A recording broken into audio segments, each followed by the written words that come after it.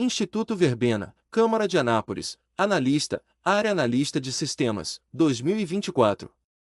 Qual é a quantidade máxima de arestas que um grafo G com 100 vértices deve ter para que G seja conexo e acíclico? A. 98. B. 99. C. 100. D. 101. A questão aborda o tema de teoria dos grafos, especificamente sobre a quantidade máxima de arestas que um grafo conexo e acíclico deve ter. O grafo em questão é um tipo especial de grafo chamado árvore, que é um grafo conexo, existe um caminho entre quaisquer dois vértices, e acíclico, não possui ciclos. Em uma árvore, o número de arestas é sempre igual ao número de vértices menos 1. Item A. Errado. O item A sugere que a quantidade máxima de arestas que um grafo G com 100 vértices deve ter para que G seja conexo e acíclico é 98. No entanto, isso não está de acordo com o gabarito da banca. Em uma árvore, o número de arestas é sempre igual ao número de vértices menos 1, portanto, para um grafo com 100 vértices, o número de arestas deve ser 99. A fundamentação para essa resposta é baseada na definição de uma árvore na teoria dos grafos. Uma árvore é um grafo conexo e acíclico, e o número de arestas em uma árvore é sempre 1 a menos que o número de vértices. Item B. Correto. O item B sugere que a quantidade máxima de arestas que um grafo G com 100 vértices deve ter para que G seja conexo e acíclico é 99. Isso está de acordo com o gabarito da banca. Em uma árvore, o número de arestas é sempre igual ao número de vértices menos 1, portanto, para um grafo com 100 vértices, o número de arestas deve ser 99. A fundamentação para essa resposta é baseada na definição de uma árvore na teoria dos grafos. Uma árvore é um grafo conexo e acíclico, e o número de arestas em uma árvore é sempre 1 a menos que o número de vértices. Item C. Errado. O item C sugere que a quantidade máxima de arestas que um grafo G com 100 vértices deve ter para que G seja conexo e acíclico é 100. No entanto, isso não está de acordo com o gabarito da banca. Em uma árvore, o número de arestas é sempre igual ao número de vértices menos 1, portanto, para um grafo com 100 vértices, o número de arestas deve ser 99. A fundamentação para essa resposta é baseada na definição de uma árvore na teoria dos grafos. Uma árvore é um grafo conexo e acíclico, e o número de arestas em uma árvore é sempre 1 a menos que o número de vértices. Item D. Errado. O item D sugere que a quantidade máxima de arestas que um grafo G com 100 vértices deve ter para que G seja conexo e acíclico é 101. No entanto, isso não está de acordo com o gabarito da banca. Em uma árvore, o número de arestas é sempre igual ao número de vértices menos 1, portanto, para um grafo com 100 vértices, o número de arestas deve ser 99. A fundamentação para essa resposta é baseada na definição de uma árvore na teoria dos grafos. Uma árvore é um grafo conexo e acíclico, e o número de arestas em uma árvore é sempre 1 a menos que o número de vértices. Quadrix, CRQ 12º Região, Analista de TI, 2024. No Linux, o comando Yostad é utilizado para apagar arquivos com segurança, regravando a área na qual eles se encontravam com dados aleatórios. Com isso, sua recuperação torna-se impossível. Certo ou errado? A questão apresentada pela banca Quadrix aborda o tema de gerenciamento de processos, sistemas de arquivos e o sistema operacional Linux, com foco específico no comando Yostad. O enunciado afirma que o comando Yostad é utilizado para apagar arquivos com segurança, regravando a área onde eles se encontravam com dados aleatórios, o que tornaria sua recuperação impossível. Esta afirmação requer uma análise detalhada para verificar sua veracidade no contexto do sistema operacional Linux. Item errado. A afirmação da questão é incorreta no contexto do sistema operacional Linux, o que justifica a resposta de errado como gabarito. O comando Yostat, na realidade, é uma ferramenta de monitoramento que fornece estatísticas de entrada e saída, permitindo aos usuários verificar a carga de IO, entrada e saída, do sistema de arquivos, e não tem a função de apagar arquivos de forma segura. Para a exclusão segura de arquivos, com a regravação da área com dados aleatórios, comandos como Fred seriam mais apropriados, pois este sim foi projetado para sobrescrever um arquivo para impedir a recuperação dos dados. O comando Liostat faz parte do pacote Systat e é utilizado para monitorar o sistema de arquivos e a atividade de I/O do sistema, fornecendo relatórios que podem ajudar na otimização do desempenho. Ele não possui funcionalidades relacionadas à exclusão segura de arquivos.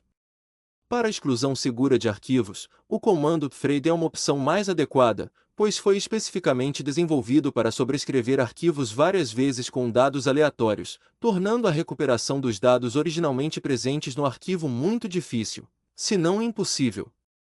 O comando Liostat é parte do pacote Systat, que fornece uma coleção de ferramentas de monitoramento de desempenho para sistemas Linux. Liostat é usado para monitorar o desempenho do sistema de arquivos e a atividade de I/O, fornecendo estatísticas detalhadas que podem ser usadas para otimizar o desempenho do sistema.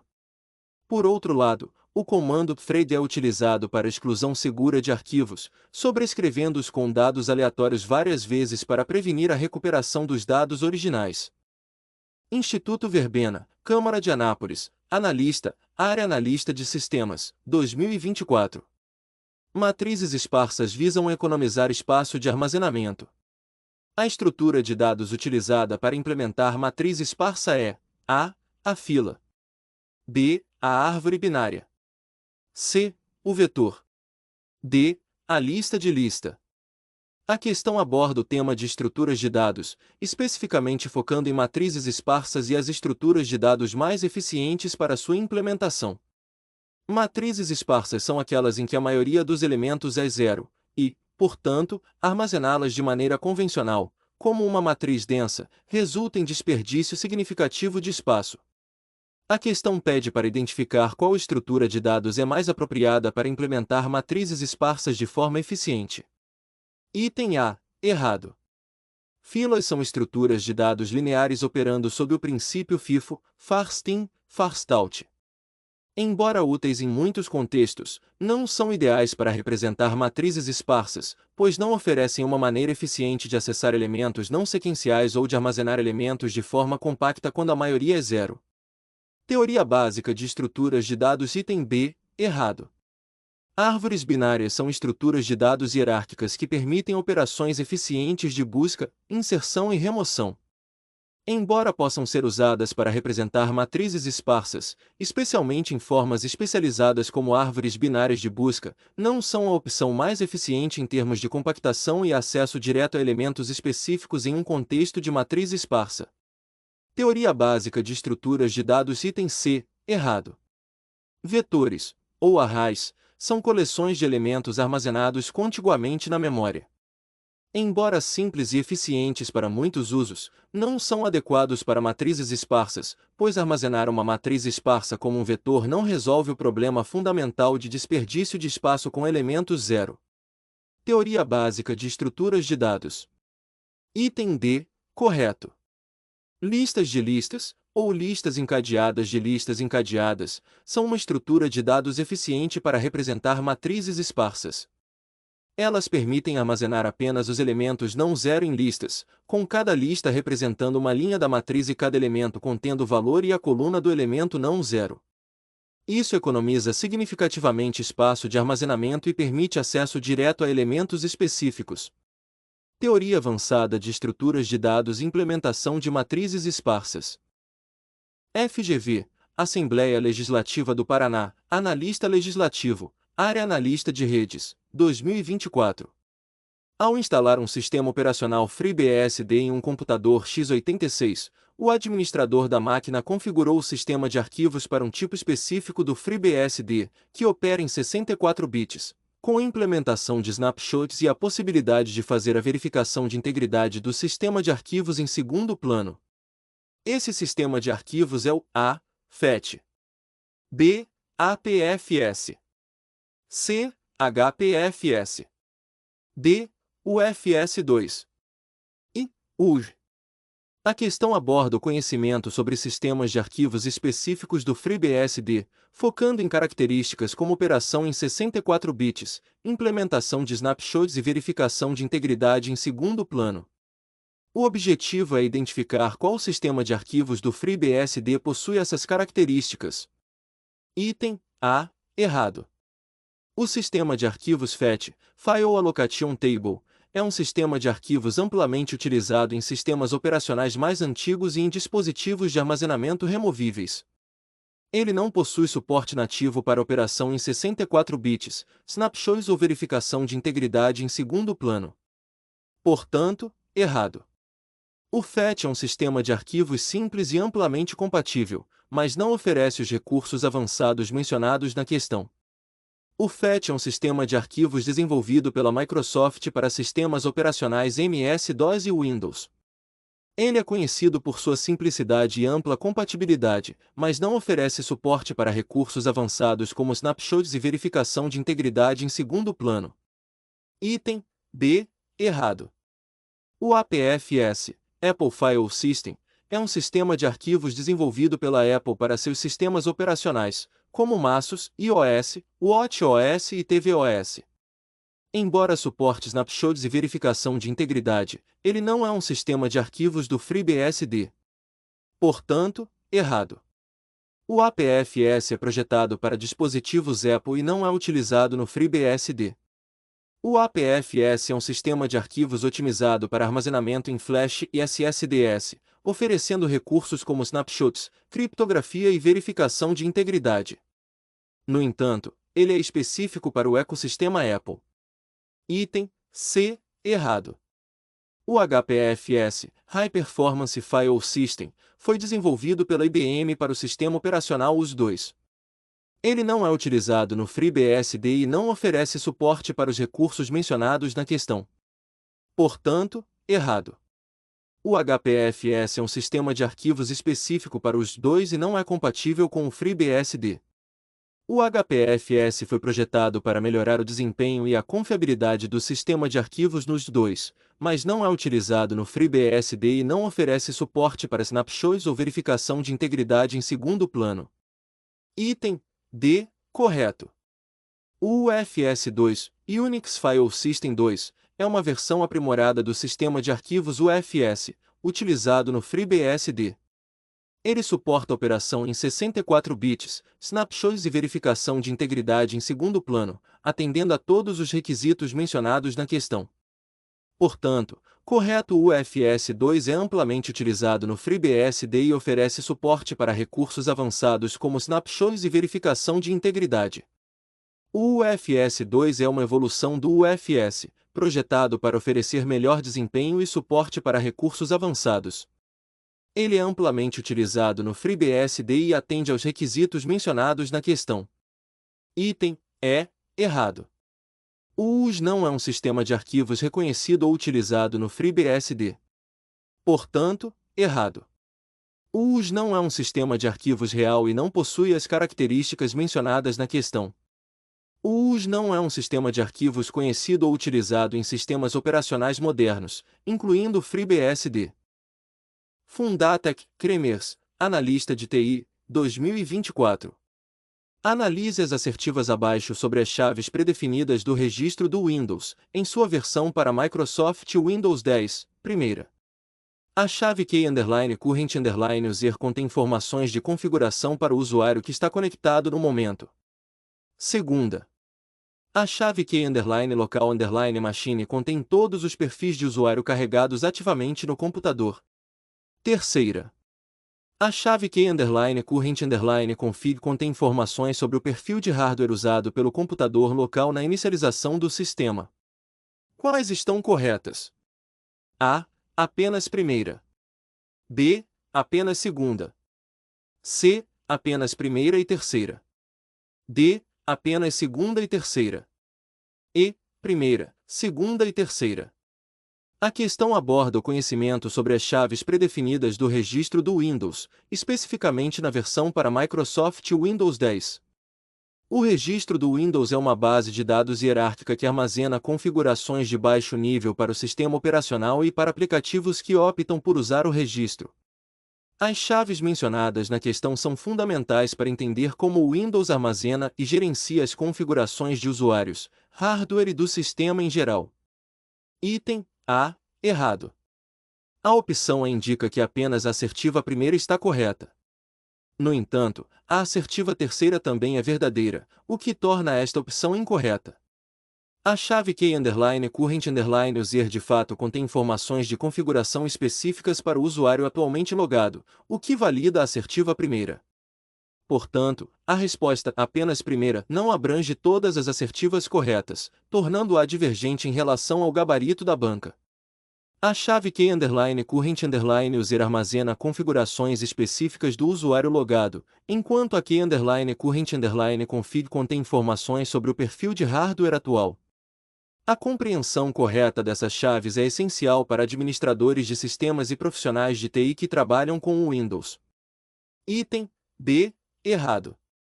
A opção B sugere que apenas a assertiva segunda está correta, o que é incorreto.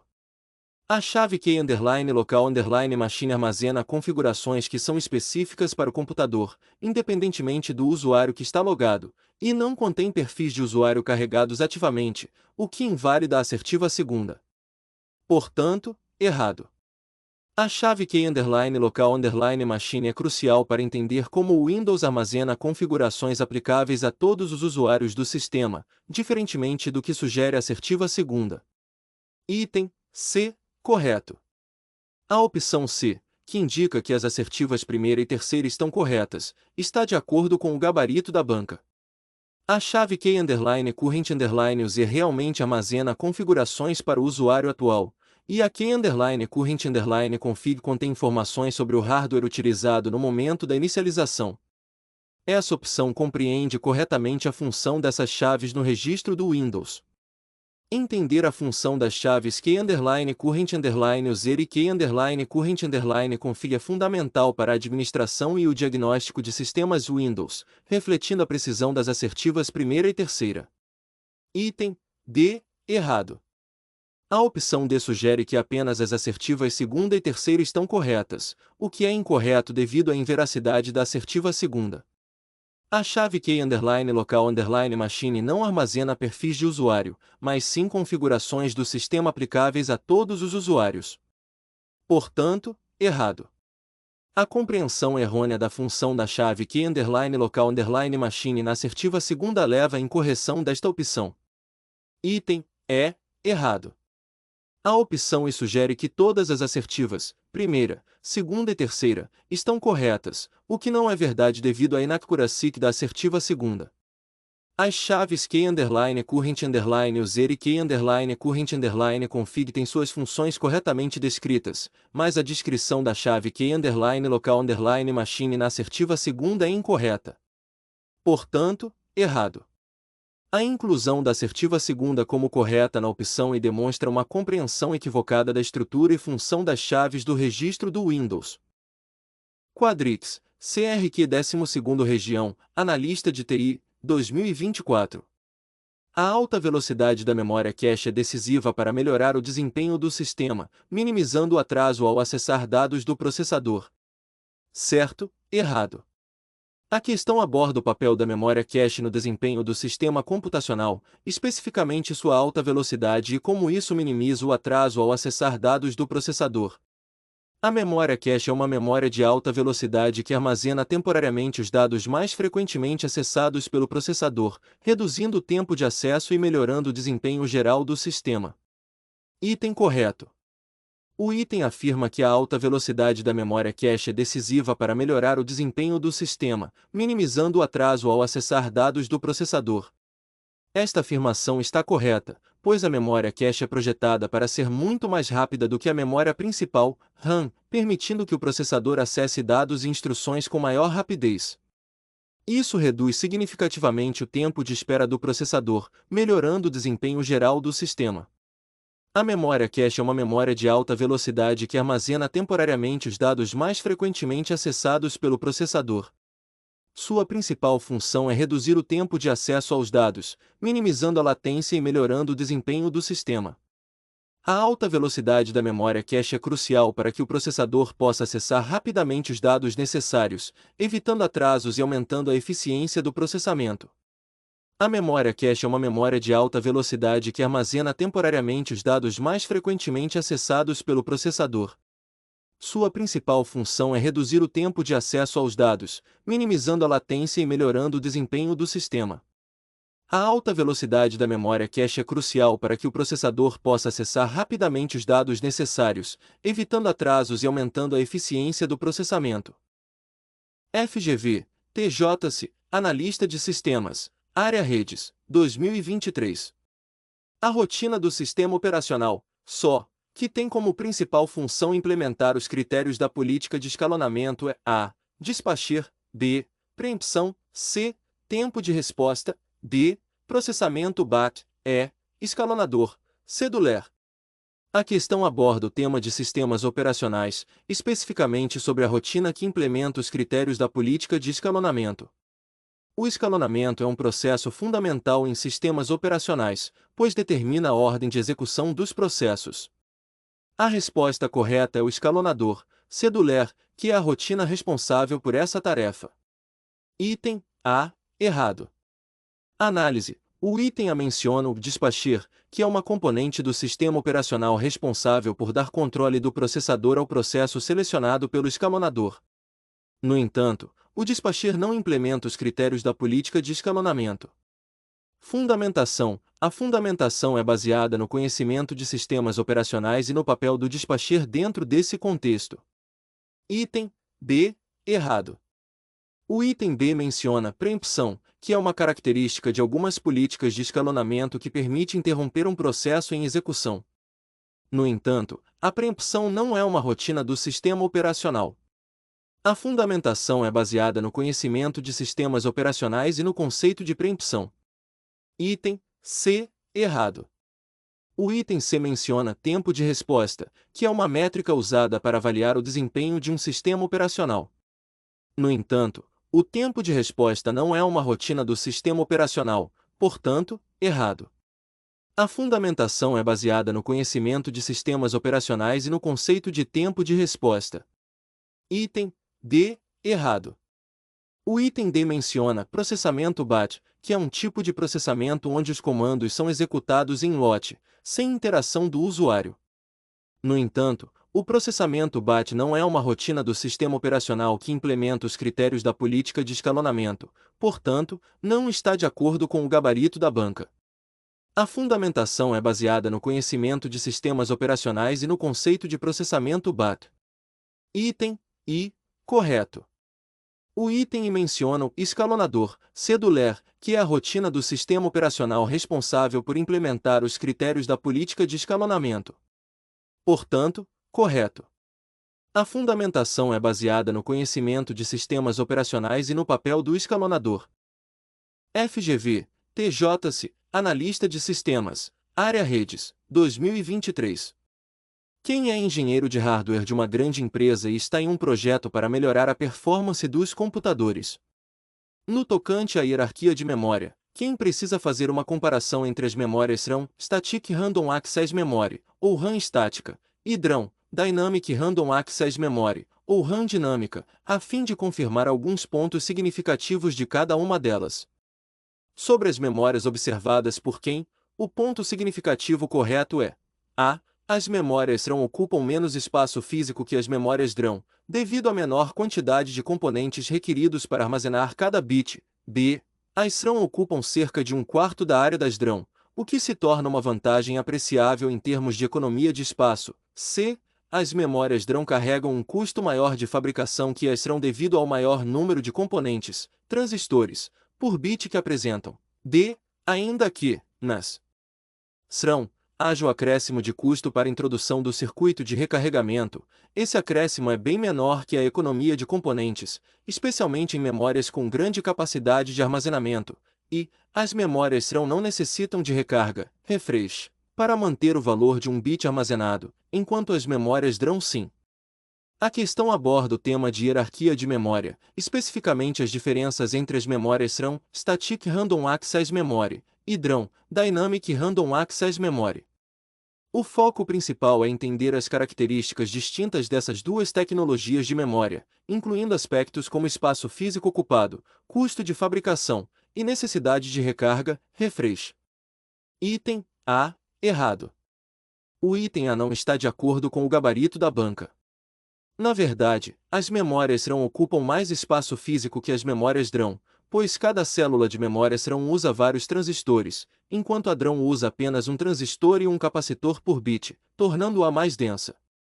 Referência: Williams, Rob. Understanding RAM Chips, DRAM Cedron Ginseng and More. Tegage, 2007. Item B. Errado. O item B não está de acordo com o gabarito da banca. Contrariamente ao que é afirmado, as memórias SRAM não ocupam cerca de um quarto da área das DRAM, mas sim mais espaço, devido ao maior número de transistores necessários para armazenar cada bit. Referência: Williams, Rob. Understanding RAM Chips, DRAM Cedron Ginseng and More. Tegage, 2007. Item C. Errado. O item C não está de acordo com o gabarito da banca.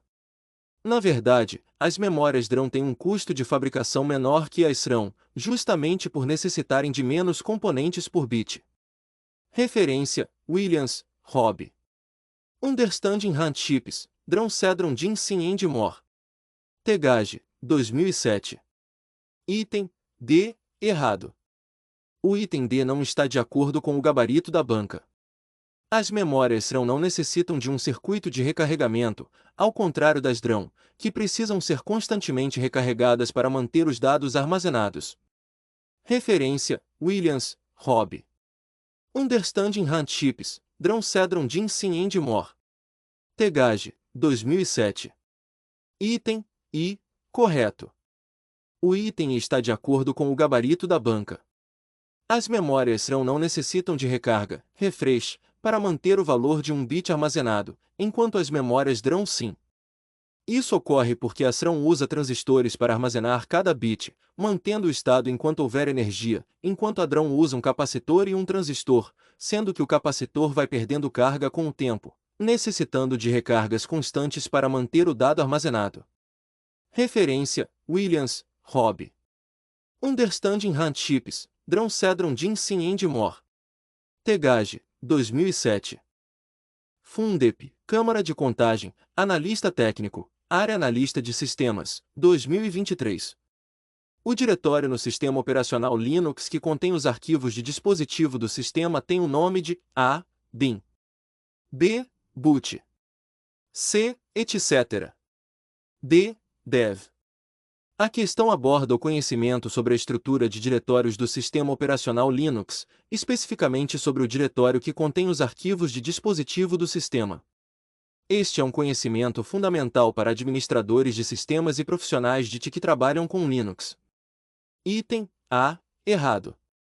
O diretório bin no Linux contém binários essenciais que são necessários para o sistema funcionar, mesmo em modo de usuário único.